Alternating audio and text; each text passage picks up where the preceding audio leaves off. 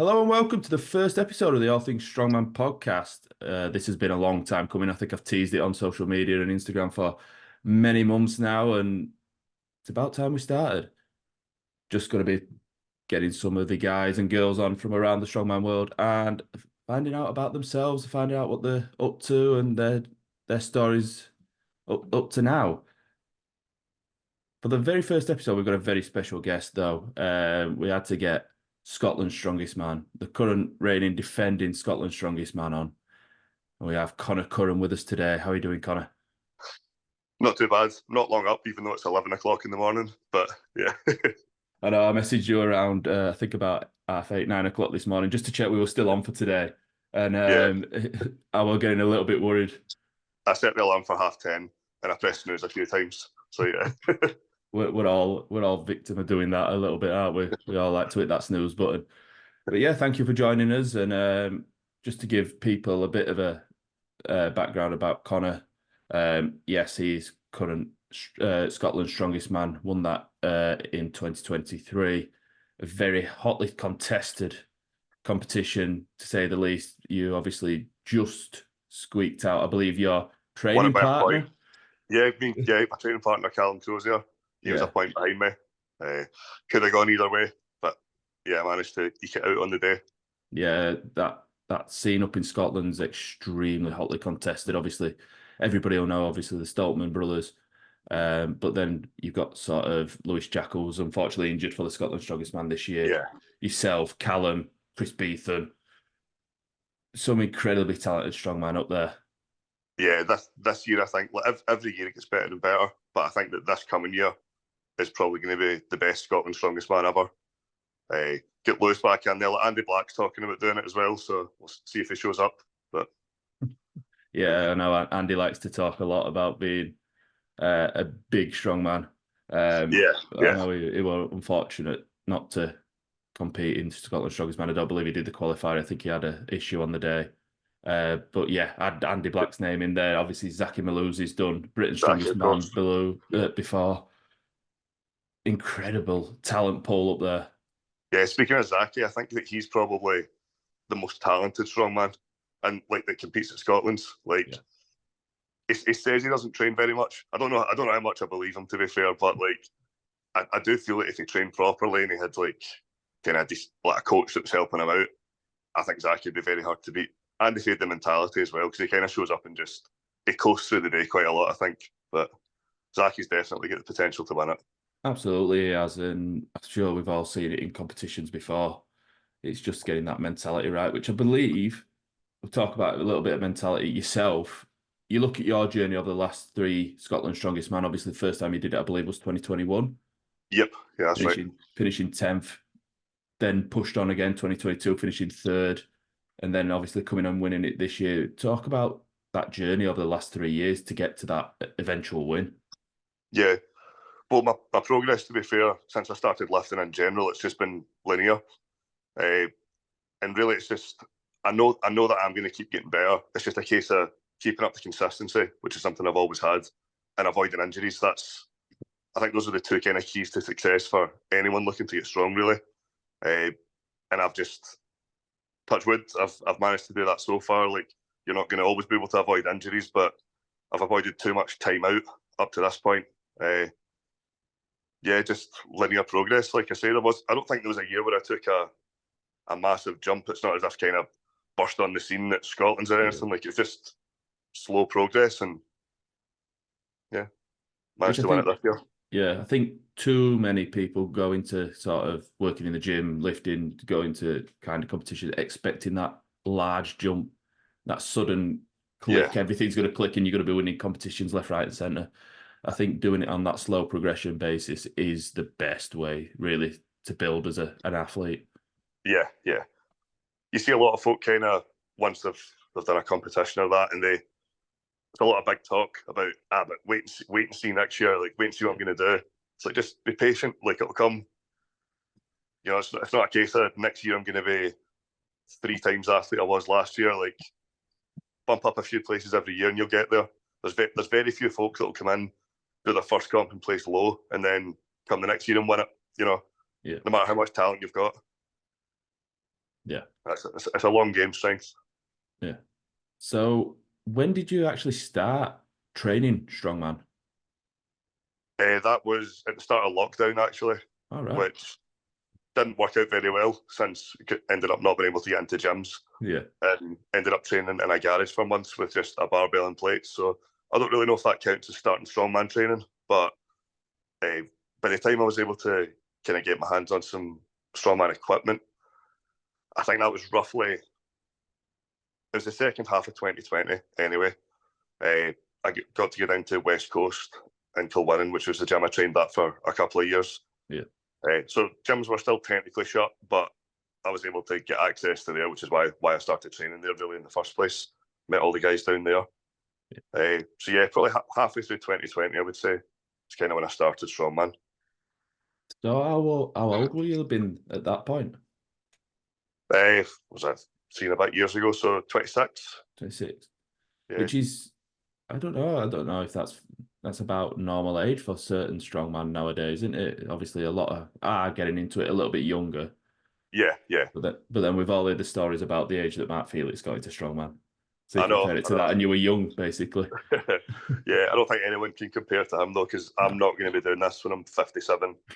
I might not be doing it when I'm 37. Yeah. But So what kind of drove you to first kind of train towards strongman and sort of put it in your mind to think this is a potential avenue I want to go down? well, I did powerlifting beforehand. Yeah. And see, to be honest, I didn't grow up as a big strongman fan or anything. Like a lot of people in the UK have got stories of watching strongman on the telly at Christmas every year. I wasn't one of those people.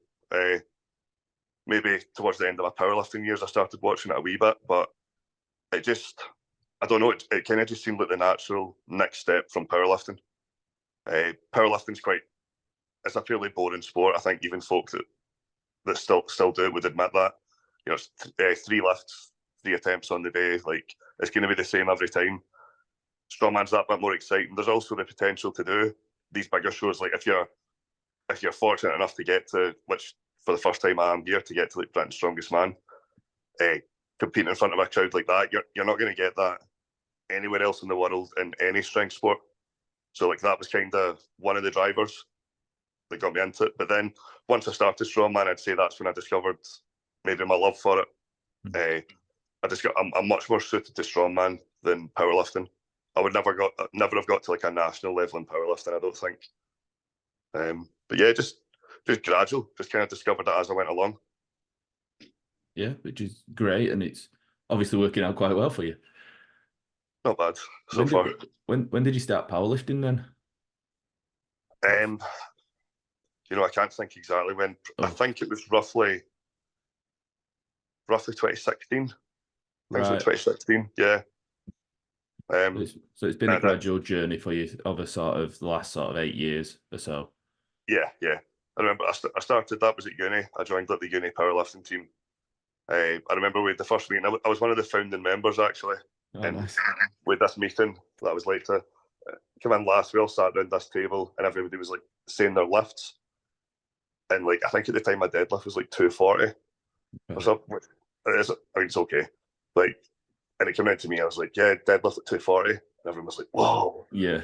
I was like, oh, is that good? But yeah, I mean, 240 for normal people is a lot for in the strongman world. You go 240. Yeah, that's not far off the log overhead record now. Yeah, I suppose different walks of life obviously see the weight in different ways, I suppose. Yeah. So outside of strongman, obviously, while you were doing your powerlifting, your day-to-day sort of jobs, what did you kind of do for a living? I've done a few things over the years. Like, well, I was obviously a student for up till I was, I think, 21, 22. Because I studied law at uni, law and Spanish, actually, which it was a joint honours, a bit of a strange one. Nice. Yeah, but, bit of a mix. Yeah, like when we were leaving school, the teachers were all like, pick a subject that you're good at to study at uni. And I was good at languages, so I thought I'll do Spanish. But then I was thinking, a Spanish degree, like, what's that going to get you? You can be a Spanish teacher. So I thought I'll do law as well. But turns out I hated it. Yeah. Stuck it out for. I got my BA in law, then I applied for the postgrad, and I did a year of that. A 2-year postgrad. Did the first year, and then I dropped out at that point. I was crawling my way through it. I was wasting my own time really. And since then, done a few different things, kind of boring jobs to be honest. But most recently, I was a taxi driver. Wow. I did that for a few years, but the thing with that, and it was the thing that drove me to it, if you pardon the pun, was the flexibility. Yeah. So you did have to work a lot of hours, but I could really work it around my training. You pick your own hours. If I woke up in the morning and I was knackered and I feel I need another 3 hours of sleep, I could just do it. I could take a break to get my meals in and stuff. So it was very hard to kind of leave that flexibility, you know. So taxiing, it served me well over the years, even though I certainly felt like I was maybe holding myself back a wee bit, like really focusing on strongman, not really putting much into a career. But hopefully it's paying off to a small extent at the moment. We'll see where it goes. Yeah, definitely. World's strongest taxi driver. Should we rename you? Maybe I'm that already. I don't know. Well, yeah. Imagine fitting. What are you now? 6'6". 6'6", yeah. Getting into a taxi's no easy feat. No, that's the thing. That see, every weekend when I'm taxiing, I would get asked probably 10 times. It's like, well, what do you do? And people kind of not so much taking this piss, but always commenting about, my head's like here on the roof, like your shoulders are over either side of the seat. Like it's clear that I do something else. I think. Yeah, I'm sure everybody paid the fare anyway. They did actually. I only had one. I had one runner in like 4.5 years. Wow. And when I say runner, it was a guy who went up to his flat. He was in like the high flats to go and get the money, and he never came out. So like, yeah. Brave man running from a 6'6" powerlifting strongman. I thought about getting in and chapping the doors and trying to get him, but it was a very dodgy area, so probably felt better not. Yeah. Walk away, value your life a little bit better. Yeah, it was like a tenner. So. Yeah, it's not the end of the world, I suppose. Yeah. So obviously going back to training, obviously the training partners you've got, obviously Callum Crozier being one of them. Yeah. Is it great to have those sort of guys that are very similar level to you, obviously pushing at a national, and obviously Callum podiumed at UK Strongest Man this year. Yeah. Is it great to have those guys around you pushing you to be better every day? Yeah, that's so helpful. Makes a massive difference. Up to Scotland's 2022, when I was third, I was training myself for probably about 7 months. Well, I say myself, my girlfriend Hannah, she would come with me to the gym. Like that must have been so difficult for her, because there was times where it would be like midnight and I'd go down to West Coast. My training schedule was ridiculous, and she'd be like, "I'll come down with you." I know she didn't really want to, but she's like, "I'll come down with you," and she'd sit in this freezing cold for like 4 hours while I do 3 sets. Like, but like, yeah, getting to train with guys like Callum and that especially when you're competing against them, it kind of shows you the standard that you need to be at for the comp, or if you want to win the standard, you need to try and beat. Like the best example of that being beneficial, I would say, was me and Callum up to training for Scotland's there. I don't know if you saw our kind of bag toss run, but so we were like a very clear first and second on that, and we trained it together multiple times a week, all the way up to it. But when I first started doing that, my bag toss was terrible. But I knew that Callum was one of the best, and that are the best, and that just really, like, you've got no idea how much that helped me improve. Like if I hadn't trained with Callum that prep, there's no way I would have done as well in the bag toss. Like he kind of showed me what was possible with it.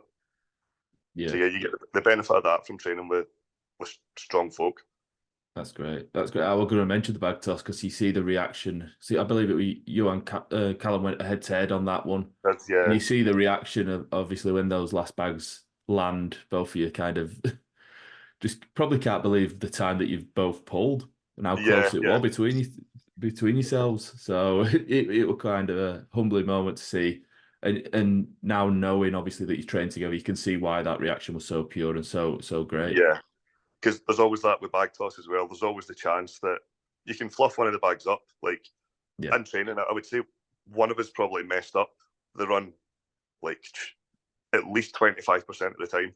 Like at least, you know, you'd get the trajectory wrong, or you'd like miss, try to pick up a bag, cost you a couple of seconds, but like on the day we both just about hit like a perfect run, and so that was really satisfying. Going into Scotland, then, did you feel like you had a great chance of winning that? Yeah, I felt like I was the favourite going into it, probably, which certainly a lot of people were saying I was the favourite. I put Callum, the whole prep, I was saying to everyone that said to me, like, yeah, you're going to win it, I was like, oh, wait and see how strong Callum is. Like, it's going to be close. So yeah, I felt a lot of pressure going into it. That was the first time I'd ever went into a competition as the favourite, really. But yeah. Definitely a close run thing between yourself, Callum, and Beefy, for sure. When I looked at the lineup, I thought, well, those are your three. Picking between kind of you guys were going to be tough. It were going to kind of, I definitely thought it's going to come down to the day, basically. Yeah, well, I mean, Beef had a 5-point lead, I think, it was event 3. Yeah, it was after event 3, the 5-point lead. And I must say, at that point, I was thinking, shit, like this is quite a lot to overcome. But then with the truck pull, the truck pull was very tight. You know, I think there was a couple of seconds between me and Beef, maybe like 2.5 seconds, but that was 6 points, and I found myself on the more favourable end of that. Thankfully, that's what got me back ahead of him. Yeah, small margins. Very small. That's strongman for you. Yeah, little error, and that's it, basically. Obviously, off the back of that, you managed to get the invite to the World Tour Finals. Yeah. Probably off a little bit of luck. I think somebody dropped out, and you kind of got the call. But I mean, if you had won Scotland's Strongest Man, you put yourself in a position there to kind of be at the forefront of Darren Sadler's mind when he's thinking about a replacement. Well, that's it. With winning Scotland's the past, in fact, since they started the World Tour Finals in Glasgow, the winner of Scotland's has competed at it every year. So the precedent was kind of set there. And I thought when I won Scotland's, I was like, well, there's a chance I'll get invited to this. And it was getting closer and closer, and it's kind of maybe waiting for a dropout. But I also went down to Darren's gym for a session before it. I just kind of said to him, it wasn't I didn't straight up ask anything, but I was like, I'm going to train for it. Like I say I'll train for it. It was only 3 weeks, I think, but I said I'll train for it.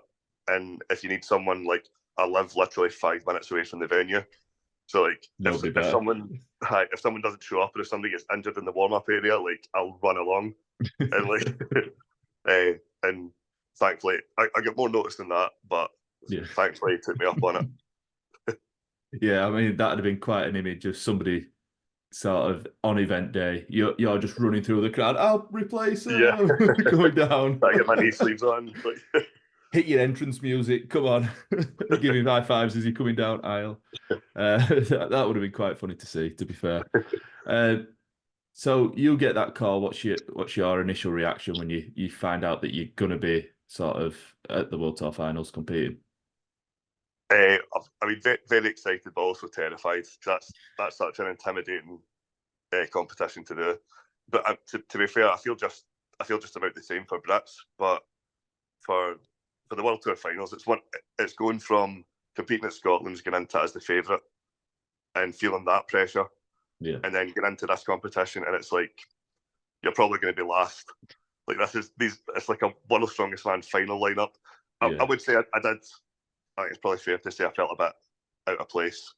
I hope I didn't look at. I think I held my own on a few events, but the standard was certainly so high that it's just one of the opportunities. Though, if you get offered it, it's like, yep, okay, you never say no to that.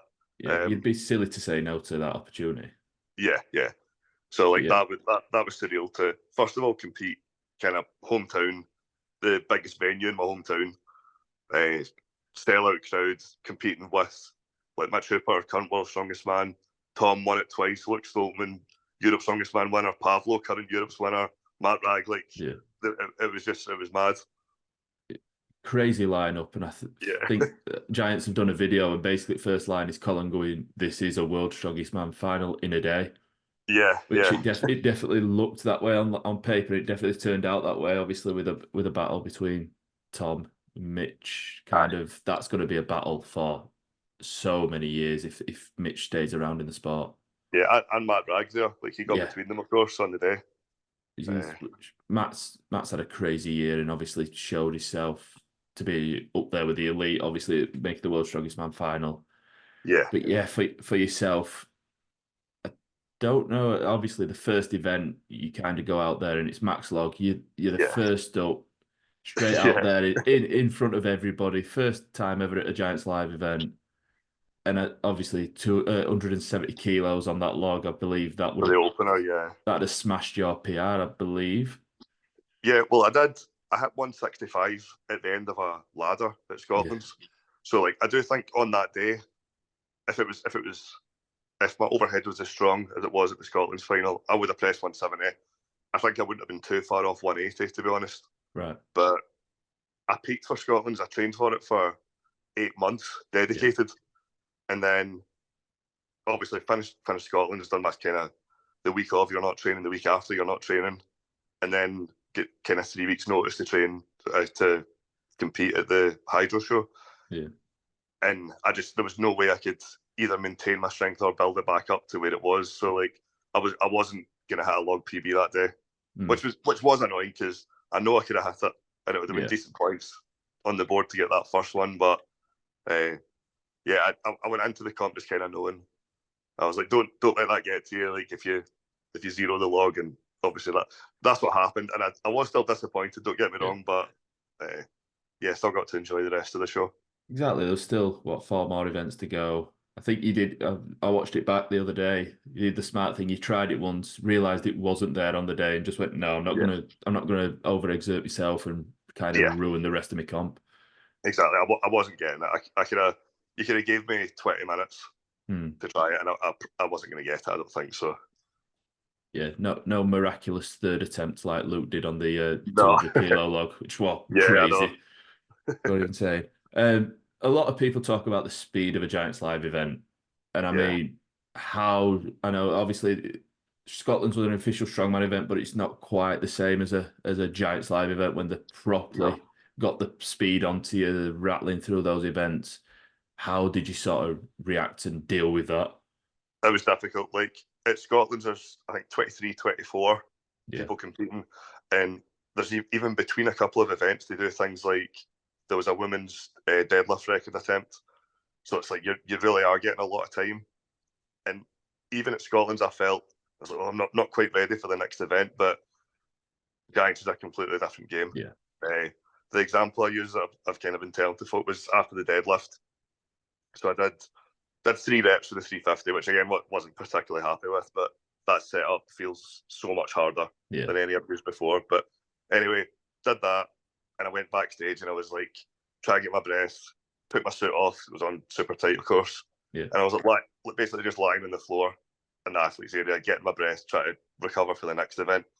And then Mitch Hooper walks in, and he just did 7 reps, Hmm. and like he just strolled in, not out of breath at all, just kind of looked at me on the floor. And I was just looking up at him, like I was like, oh, like that's well, one of the differences. Yeah. That's the level this is. Yeah, Yeah, he's a bit of a different athlete, is Mitch, isn't he? So, yeah. but But yeah, then I think it's a lot of the guys, to be fair, were gassed and tired between events. Like I think you can only get kind of so used to it. It's going to be hard no matter what. yeah, And I think part of it's just embracing that as well. You know, just knowing this, it's going to be horrible for a few hours, but that's the nature of the comp. yeah, And I find that generally you can, as long as your conditioning is not horrendous, you can still perform. Like even yeah, if your body feels a bit beat, you can still go out there and hit the numbers that you've done in training.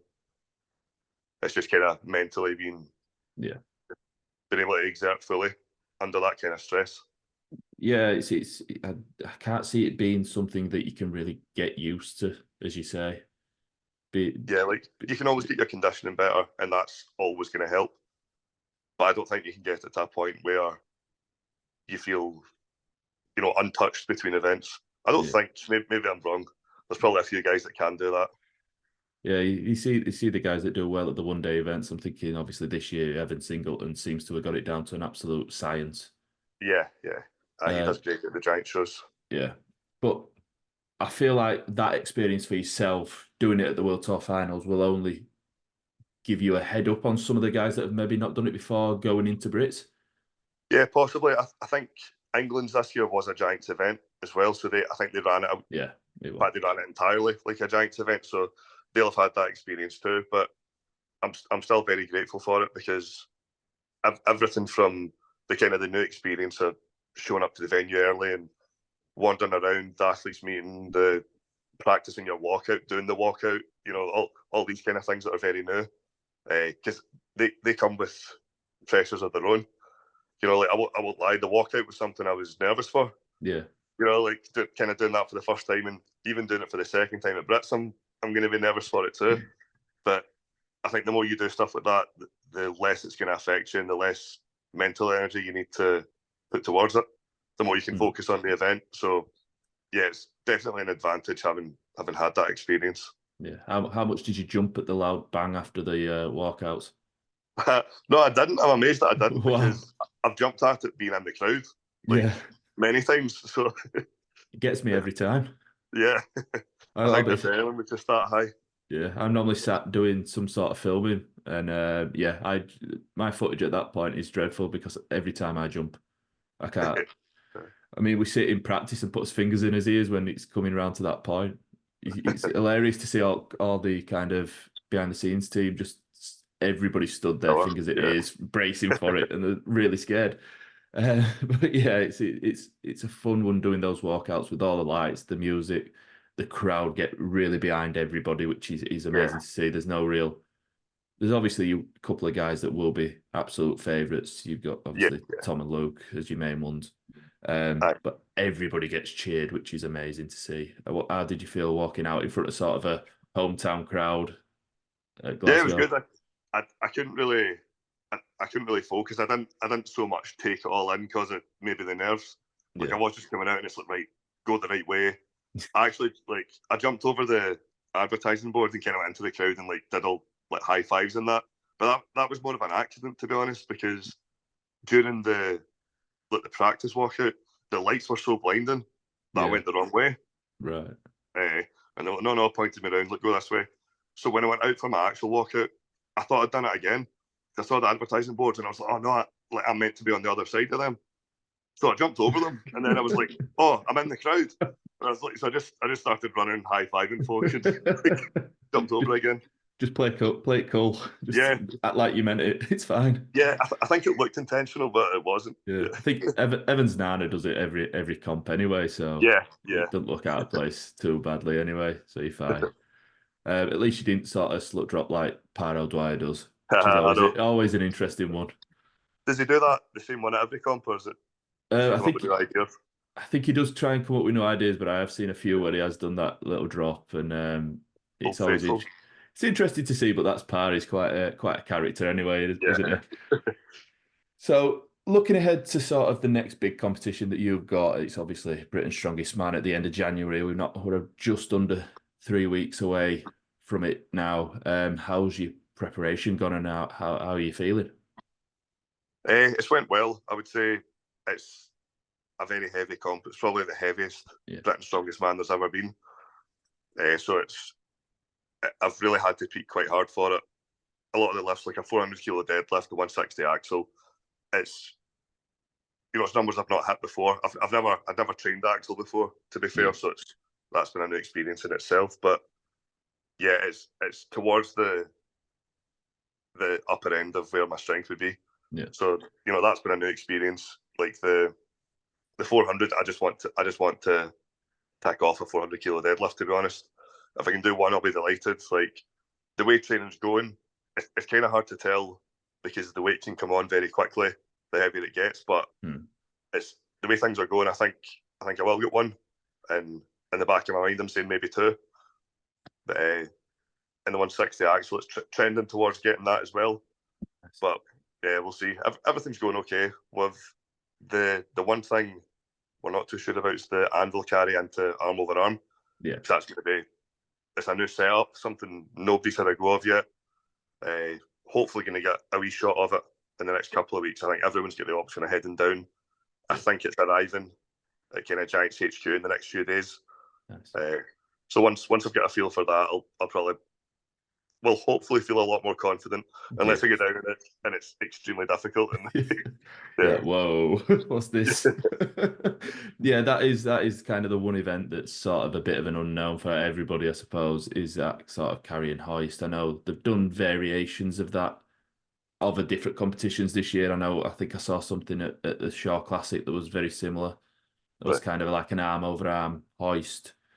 So a couple of the guys, obviously, there was Tom, Luke, Gav. I think Bish did do that one before he got injured. So they've done arm over arm stuff, but that's a real question mark for everybody coming into it, I suppose. Yeah. And because it makes a big difference as well with if it's a light arm over arm or if it's an extremely heavy, it's going to benefit certain folk. Like if it's not that you would want it to be light necessarily, but then that's where guys like probably me and like Paddy Haynes, kind of the like maybe kind of lighter guys would benefit from it. Can get back up quickly, can be speedy on the event. Yeah. But then if it's a massively heavy one, not to say we wouldn't do well. Like I think I'm pretty good at arm over arm, but it'll be more of a challenge. So we'll find out hopefully in the next week. Yeah, I'm sure Giants will be putting out some footage on Instagram and their social medias when you guys are all down there testing out the equipment. It'll be nice to see it in action before the event, and we'll see how kind of people are flowing with it. I know they normally do those days where there's a few other guys that go down, and I think in the past it's been beneficial for those guys. So you're definitely doing the right thing. Yeah, definitely. In making the trip down. Speaking of the deadlift one, obviously it's a bit of a decision event now. Obviously, you can either do the 360 or the 400. Obviously, any reps of the 400 trumping the 360. Yeah. Is there an opportunity if you don't hit the 400 to jump down and do the 360? Yeah, you're allowed to do that, yeah. So which kind of makes the decision to attempt the 400 a bit easier. Yeah. But I think you've probably got to be going for the 400 if you want in any way decent points, because the majority of the guys can pull it. I don't know if probably apart from like a World Deadlift Championships, I think there's a chance that it'll be the most 400 kilo deadlifts pulled in a single day ever. Yeah. Possibly, which would be quite cool. But yeah, probably got to go for the 400. I think if I'm probably not going to know until the last week of training my heaviest deadlift exactly where it is. Yeah. If the 400 is definitely not there, then yeah, it'd be the smart call to start in the 360, save energy and get as many reps as you can. But certainly the plans to give the 400 a good go. Which is great. But yeah, you mentioned the strength of this field, and it's probably easy to say that it's the strongest Britain, strongest man lineup for probably ever. Yeah, possibly. So I mean, I was talking to somebody yesterday, and I was like, picking a podium out of this lineup is incredibly tough. Yeah. It's crazy when you look at the guys. Obviously, you mentioned the 400 deadlift. You'd expect Tom to do it. You'd expect probably Gav, Shane. Oh yeah. Luke Richardson. Yeah. Felix probably does it. He's still got that power. Yeah. And you think it's you're gonna be taking points off each other throughout the events. It's gonna be incredibly tight, isn't it? Yeah, I think so. I think there'll be a lot of ties on the deadlift, but then that's where the tactics really come into it. And I think I'm interested to see what happens at the top end with the guys that are maybe going to pull 400 for 3-4 reps. I don't know if anyone will pull it for 5, but maybe because then they're going to have to make the call of right, I can pull 3, maybe 4. Well, I just pull 3 and jump on the 360 and get a rep. Yeah, it's going to be split that way. So that'll be interesting to see what kind of tactics they go for. That's going to be an interesting event. The event I'm most looking forward to is the bag toss, because the amount of talented bag toss athletes in this lineup is crazy. I've seen Shane Flowers is incredibly fast. Yeah. Tom's just an unbelievable athlete anyway, but he's great at those sort of tossing events. You've got sort of yourself, who has obviously worked on it a lot. You've got Luke Richardson, who's looking great and fast in training. Paddy Haynes is doing tons of work on farm with his little setup. I've noticed he's got his little branded Haynes Strength bar as well, which is quite clever. But yeah, so that event, I feel like, is going to come down to who doesn't make an error. Yeah, I think there'll be a few guys don't make mistakes. I think it's about transitions between the bags. Yeah. And not taking a step back. Like we'll see if folk do it or not, but just watching guys in the past, they always take a jump back and throw the bags. And I think this year, if you want to win it, you can't do that. You've got to throw it from the line. Maybe the last bag, jump back, but the rest of them, I think they'll have to be thrown from the line for whoever's going to win it. Yeah, it's always a fun event anyway to watch. I know it's a fan favorite anyway. I mean, I've always loved it. So I'm going to ask you for your predictions. Right. I expect you to sort of tell me exactly where you're going to finish. But for yourself, what are you, not so much predictions, but what are you hoping for come Brits? Honestly, I want to, if I can do what I'm hopefully capable of on every event, I'm not going to be fussed about a placing, because like the reality is, and I can't like this, I'm not going to be top 5 or anything. Like that's just kind of how it is at the moment. So to me, it doesn't really make a difference. See if you're 9th, 12th, like those numbers don't really matter in my mind. Yeah. So if I can just do what I think I'm capable of, and I'll place where I place. But if I do what I'm capable of, I'd like to think I could be in the top 10. You know, that would be okay for me. Yes, it's very difficult to say though, because it depends so much on what everyone else does as well. Yeah, really does. And those fine margins, like we say, like, who knows? Maybe I could have a perfect day and place a wee bit higher than that. Maybe I could have a perfect day and be dead last. Like, yeah, that's a possibility here. If everybody else is on it, it's not how much you can do, is it? They beat you on the day and they're the better man. It's unfortunate, but so yeah, if I can just hit the numbers that I've maybe kind of got in my mind, like I'll be satisfied with that and probably make a good account of myself, I would say. Yeah, perfect. Looking ahead to the rest of 2024, then obviously we focused in on Brits. That's just January. What other comps are you kind of looking at? Have you got lined up? What's the rest of the 2024 season look like for Conor Curran? Honestly, probably just Scotland's Strongest Man again. The thing is, with the position I'm in with Giants, you get 1 year. You win Scotland's, you get a year. You know, you get Brits, and obviously I got the World Tour finals, which was a really nice bonus. But that's it. You're not getting back next year unless you win Scotland's again. So, or you know, maybe if you're top 2 and like somebody drops out, you might get in. But the only way to guarantee getting to Giants next year is to win Scotland's again this year. So certainly that's the priority. It'll be very difficult, but that's what the rest of the year is going to be working towards. Just focused in on retaining that title, really. Yeah. Which makes sense. You got obviously, you mentioned it there. The way that they're doing Britain's Strongest Man now is every national champion's getting an invite guaranteed.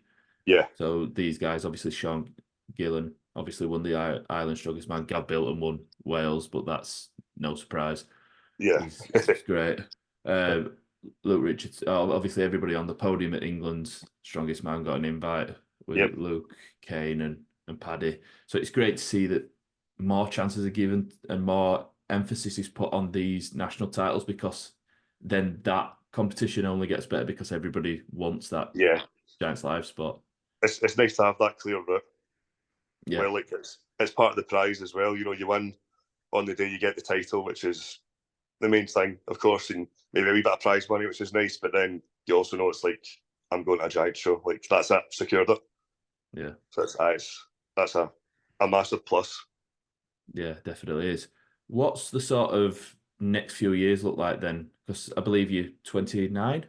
29, yeah. 29. So still plenty of years ahead of you in your strongman career. Still basically at the beginning of it, only sort of 3 years into your journey.